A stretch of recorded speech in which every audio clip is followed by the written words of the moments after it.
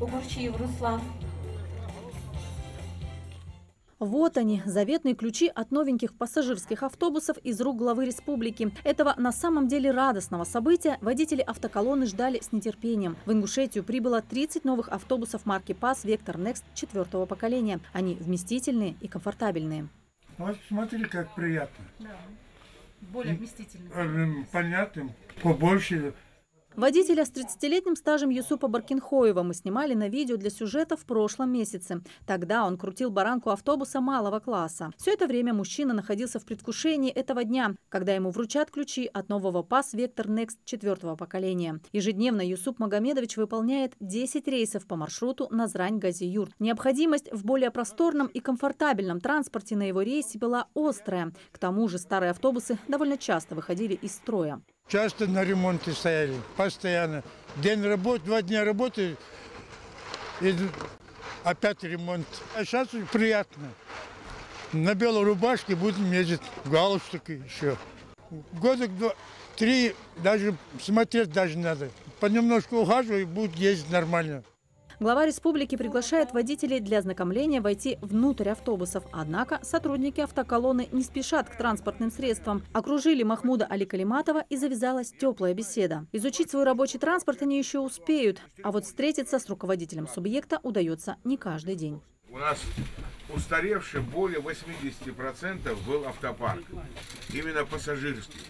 В последний раз парк общественного транспорта в Ингушетии обновлялся совсем недавно, в 2024 году. Тогда республика приобрела сразу 78 автобусов малого класса. Однако со временем стало понятно, что 18 мест в каждом транспортном средстве на межмуниципальных маршрутах недостаточно. При личном участии главы республики и поддержке первого заместителя председателя правительства России Дениса Мантурова удалось для региона получить разовую финансовую помощь из федерального бюджета на приобретение новых, более вместительных автобусов среднего класса.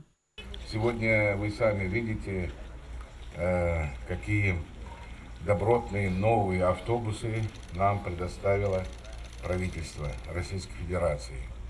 Это та программа, которая идет президентом, контролируется Владимиром Владимировичем Путиным. И к нам приезжал первый вице-премьер Мантуров Денис Валентинович, где мною было поставлен вопрос от жителей, что автобусы вот эти, мы же купили 78 микроавтобусов, так скажем, да, но они не были не слишком удобны для дальних рейсов.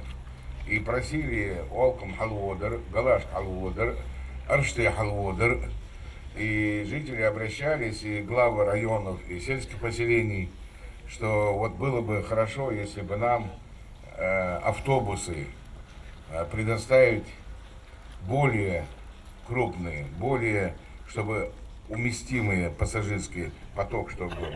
В этой части Денис Валентинович, когда посещал нашу республику, ему было предложено обращение, которое я ему передал, и буквально через 2-3 месяца нам было предоставлено средства где-то 250 миллионов, чтобы мы закупили их. Новым автобусам, как отмечают водители, присущ европейский стиль. Кроме кондиционера, в салоне есть камеры с возможностью сохранения видео, валидатор, система безналичной оплаты, система подсчета пассажиров, тахограф и система ГЛОНАСС. А главное, новые машины более вместительны. Сразу 43 пассажира могут свободно вместиться в каждом новом автобусе. Для 25 из них установлены сиденья. Новые автобусы будут курсировать по загруженным маршрутам, включая пригородный район Северной Осетии и отдаленные районы Ингушетии. Именно туда совершает рейс Абдулхамид Кациев. Он выполняет 6 рейсов в день в село Карца пригородного района. Говорит, что каждый раз переживает, когда видит, что в его автобус не вмещаются все пассажиры, и некоторым приходится дальше стоять на остановке. Удобно. Студентов утром много бывает, на работу людей очень много бывает, утром очень тяжело. Приходится на газелях ездить, вот, пересаживаться, битком идут утром. Вот основное утром, вечером вот эти 2 рейса очень тяжело. Среди тех, кто сегодня получил ключи от автобусов, есть совершенно новые сотрудники. С известием о поступлении нового транспорта на предприятие хлынул поток желающих трудиться на благо пассажиров. На сегодняшний день уже у нас вышло более 15 человек водителей.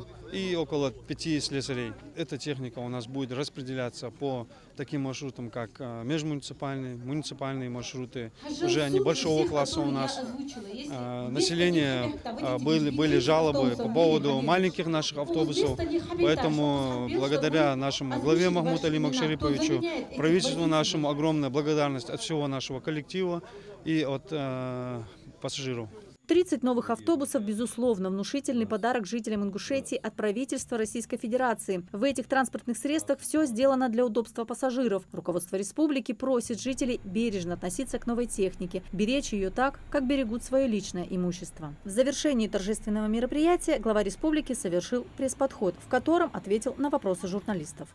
Вы должны учесть, что на общественном транспорте едут малоимущие, дети. Ну, так скажем, не каждый человек может позволить себе машину или что-то еще. Поэтому ориентир был на них. Все, что мы делаем, это делаем для жителей нашей республики. Все. И дороги, и школы, и все. И это президент постоянно на контроле держит. Правительство нам идет навстречу Российской Федерации.